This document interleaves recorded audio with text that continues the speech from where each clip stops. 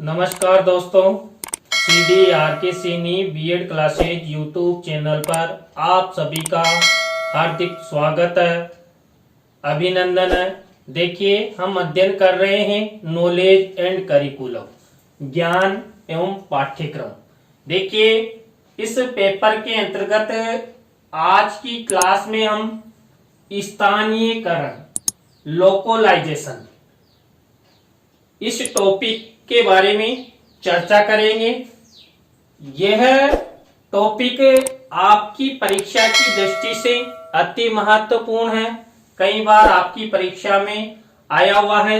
तो आप सब बने रहें हमारे साथ, हमारे YouTube चैनल के साथ। और यदि आपको यह वीडियो अच्छा लगता है तो लाइक करें, कमेंट्स करें और अपने मित्रों और सहपाठियों को जरूर शेयर करें।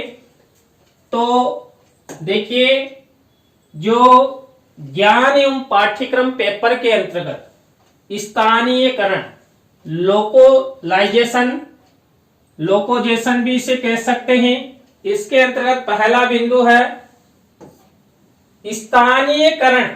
स्थानीय वातावरण से संबंधित प्रक्रिया है जिसमें किसी स्थान विशेष के तत्वों का प्रयोग किया जाता है। देखिए, स्थानीयकरण स्थानीय वातावरण से संबंधित होता है। जैसे मान लीजिए मैं यहां पर पढ़ा रहा हूं, तो ये एक मेरे स्थानीय वातावरण से संबंधित है। जैसे आप किसी विद्यालय में अध्ययन करते हैं तो वहां से संबंधित है, यानी कि ये स्थान विशेष से संबंध रखता है। कौन है? स्थानीयकरण। और इसमें जो स्थानीय तत्व होते हैं उन तत्वों का ही प्रयोग किया जाता है। स्थानीयकरण की प्रक्रिया का संबंध स्थानीय क्षेत्र से होता है। देखिए, आपके छोटे प्रश्नों में भी आ सकता है कि स्थानीयकरण की प्रक्रिया का संबंध कहां से होता है, तो ये स्थानीय क्षेत्र से होता है। तो यहाँ पर जो स्थानीयकरण का तात्पर्य देखा जाए तो संबंधित स्थानीय वातावरण से है और इसमें स्थानीय क्षेत्र की वस्तुएं हैं या कार्य है या उत्पाद है या शिक्षा है, उसका प्रयोग किया जाता है। स्थानीयकरण को स्थानीय विशेषताओं के प्रसार की प्रक्रिया भी कहा जाता है। क्यों? क्योंकि स्थानीयकरण जो शब्द है वो स्थानीय वातावरण से संबंध रखता है और स्थान विशेष के तत्वों का इसमें प्रयोग किया जाता है। तो स्वाभाविक है कि स्थानीयकरण के द्वारा जो स्थानीय विशेषताएं हैं उन स्थानीय विशेषताओं का प्रचार प्रसार होगा, उनको लोग अधिक महत्व देंगे। यह एक ऐसी प्रक्रिया है जो बुद्धिमत्ता के क्षेत्र को सीमित बनाती है। क्योंकि देखिए, स्थानीयकरण के अंतर्गत हम स्थानीय वस्तुओं का उपयोग करते हैं, तो जो हमारी बुद्धि है वो क्षीण होती है। उन्हें केवल स्थानीयकरण दिखाई देता है हर वस्तु में कि ये लोकल चीज है, यानी हमारे क्षेत्र की ये लोकोजेशन हर वस्तु, हर क्षेत्र, हर कार्य में दिखाई देता है। तो यह जो बुद्धिमत्ता का क्षेत्र है उसको सीमित बनाती है एवं परंपराओं को उनके मूल रूप से पृथक कर देती है तथा किन्हीं विशेष परंपराओं को कम व्यवस्थित और कम प्रतिनिधि दृष्टिकोण से भी देखती है। देखिए, यहाँ पर जब हम स्थानीयकरण के बारे में जब चर्चा करते हैं और स्थानीय क्षेत्रों से संबंधित क्रियाएं, कार्य, उत्पाद आदि का जब हम अधिक उपयोग करते हैं तो स्वाभाविक है एक व्यक्ति हो या बालक हो उसको स्थानीयकरण का ही ज्ञान होगा, यानी कि उसका ज्ञान सीमित होगा। वो अपने क्षेत्र के बाहर क्या हो रहा है क्या नहीं हो रहा है उसके बारे में वो जान नहीं सकता। तो यहां पर जो लोकलाइजेशन है वो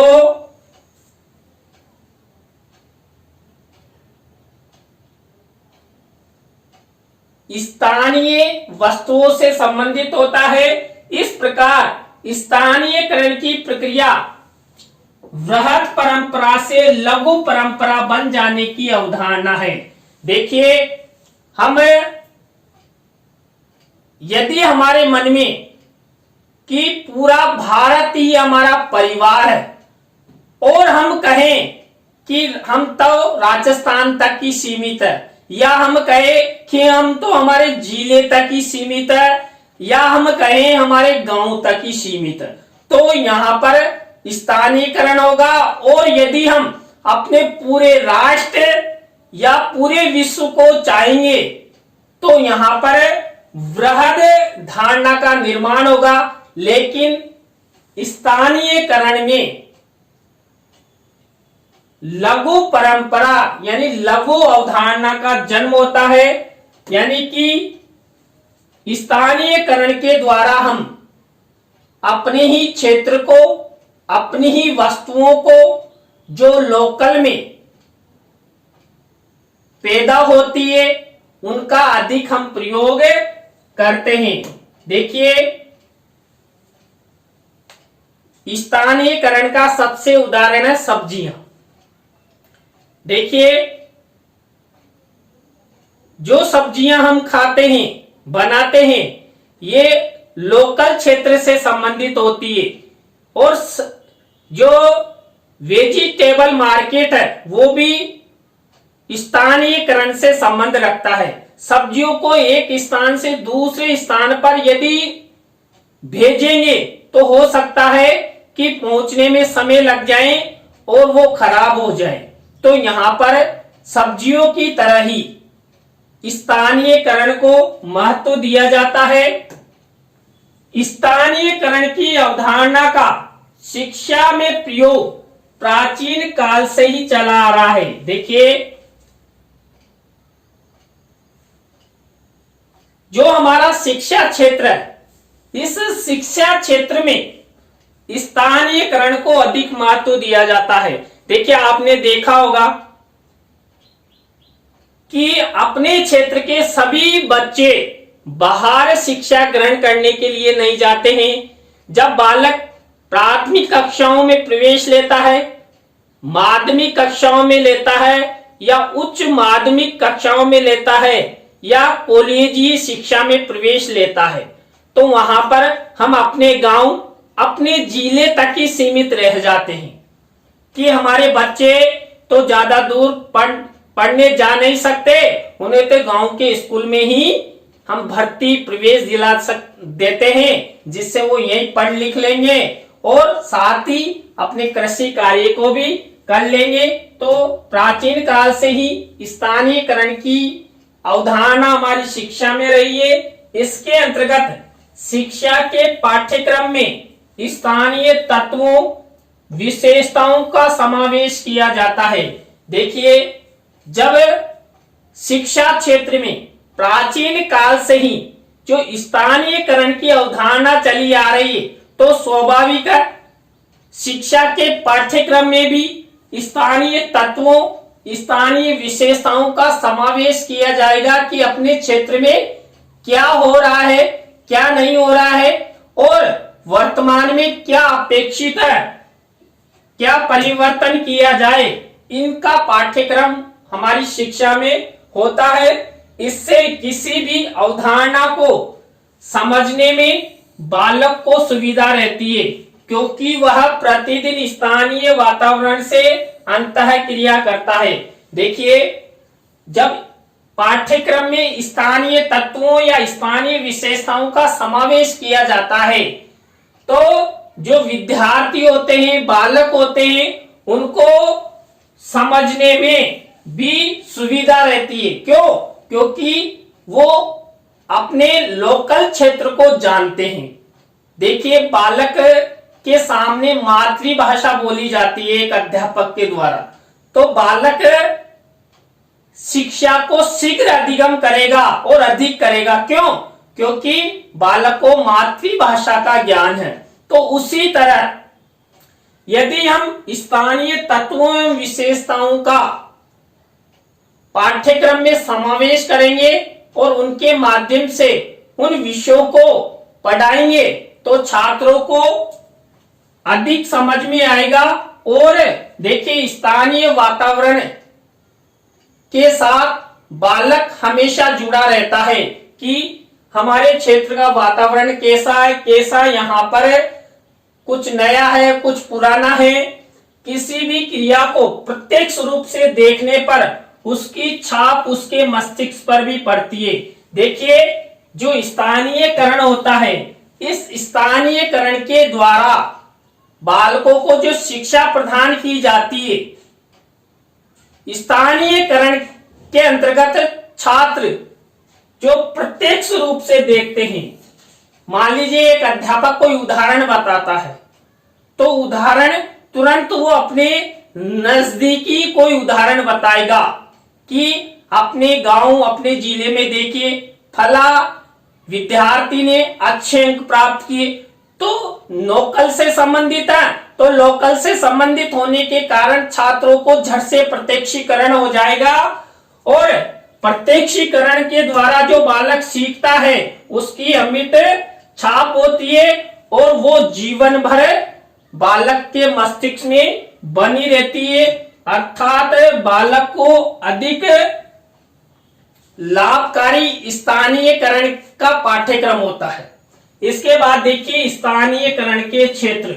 देखिए स्थानीयकरण के कौन कौन से ऐसे क्षेत्र हैं जहां पर स्थानीयकरण को अधिक महत्व दिया जाता है। देखिए सबसे पहला है भाषा। जो स्थानीयकरण होता है, इस स्थानीयकरण के अंतर्गत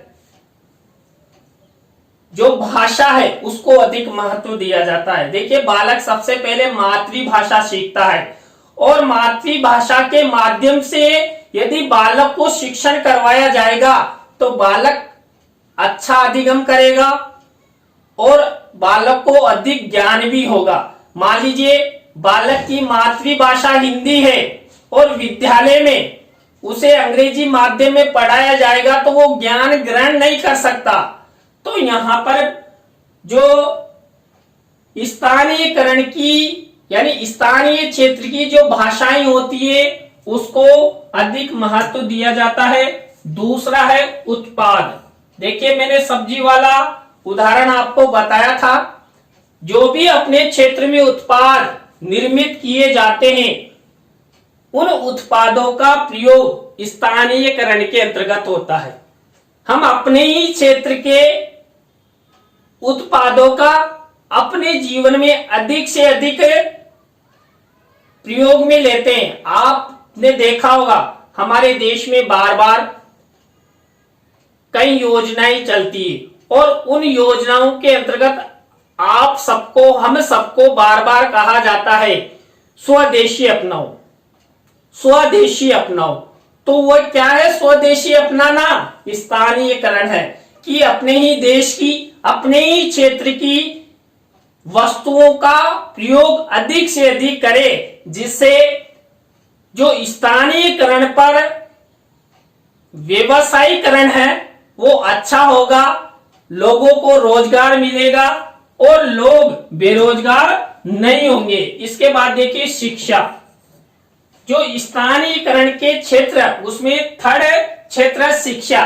देखिए हम अपने बालकों को सबसे पहले प्राथमिक शिक्षा अपने स्थानीय क्षेत्र यानी गांव में ही विद्यालय में नामांकन करवाते हैं।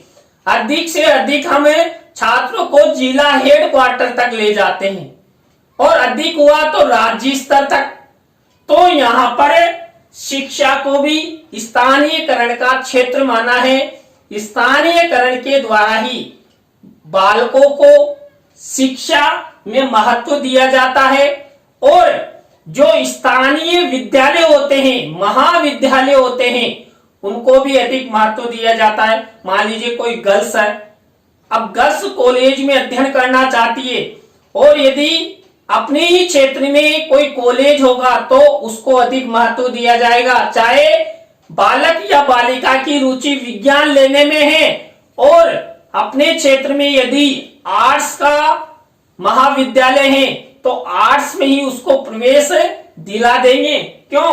क्योंकि बालक आसानी से आ जा सकते हैं, शिक्षा ग्रहण कर सकते हैं और अभिभावकों को भी किसी भी प्रकार की कोई चिंता नहीं रहती। नेक्स्ट क्षेत्र है उद्योग। देखिए, निजी यानी कि निजी क्षेत्र में अधिक उद्योग होते हैं और स्थानीयकरण की प्रक्रिया के द्वारा ही इन उद्योगों का विकास होता है। और जितने उद्योगों का विकास होगा उतना ही हमारे क्षेत्र का विकास होगा और जो क्षेत्र के नागरिक है उन नागरिकों को भी अधिक से अधिक रोजगार मिलेगा। इसलिए आवश्यक है कि अधिक से अधिक स्थानीय स्तर पर उद्योगों की स्थापना की जाए, जिसमें स्थानीय क्षेत्र के लोग ही रोजगार प्राप्त कर सके और वो अपना जीवन यापन करते हुए अपना अच्छा फ्यूचर निर्माण कर सके। इसके बाद देखिए व्यापार। आपने हाट बाजारों का नाम सुना है। कई जगह हाट महीने में, 15 दिन में, 7 दिन में लगते हैं।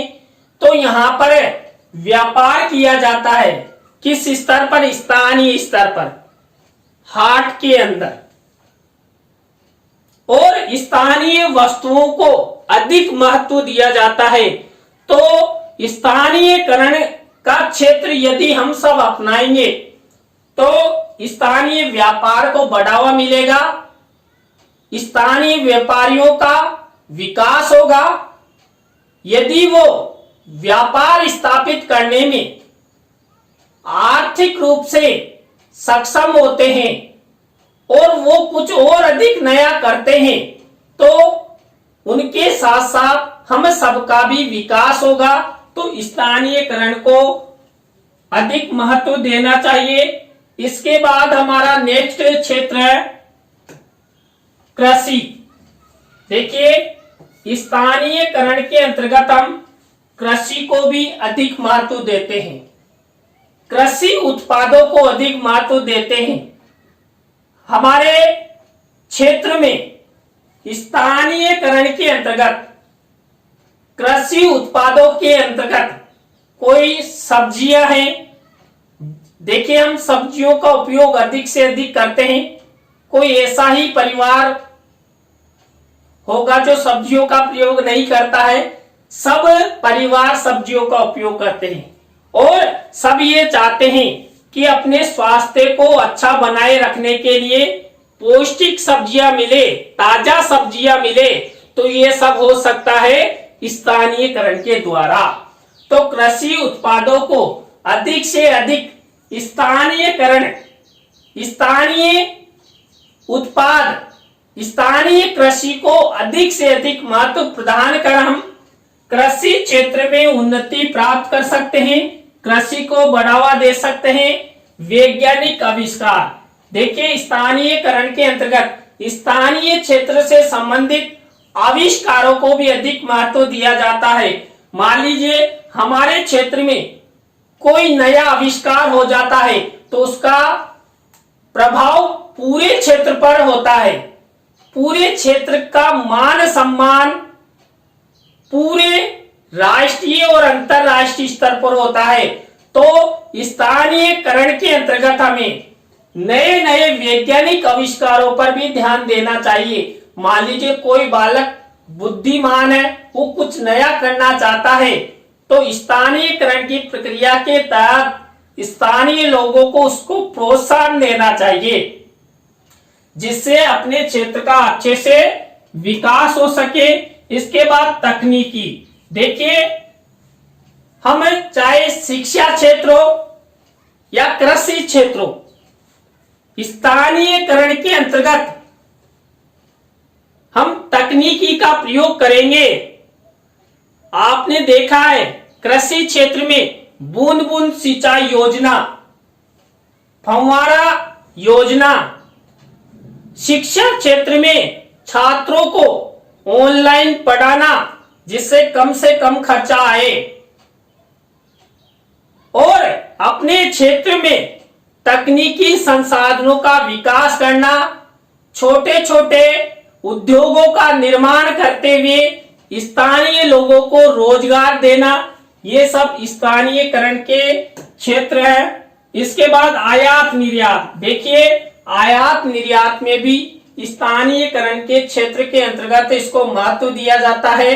हमें अपने आयात निर्यात को स्थानीय क्षेत्र में या राज्य या राष्ट्रीय स्तर पर ले जाना चाहते हैं तो ये अपने क्षेत्र से संबंधित होता है। इसमें स्थानीयकरण को अधिक महत्व दिया जाता है। तो आज की क्लास में हमने स्थानीयकरण, लोकोजेशन के बारे में अध्ययन किया। आपको वीडियो कैसा लगा कमेंट्स में हमें जरूर बताएं।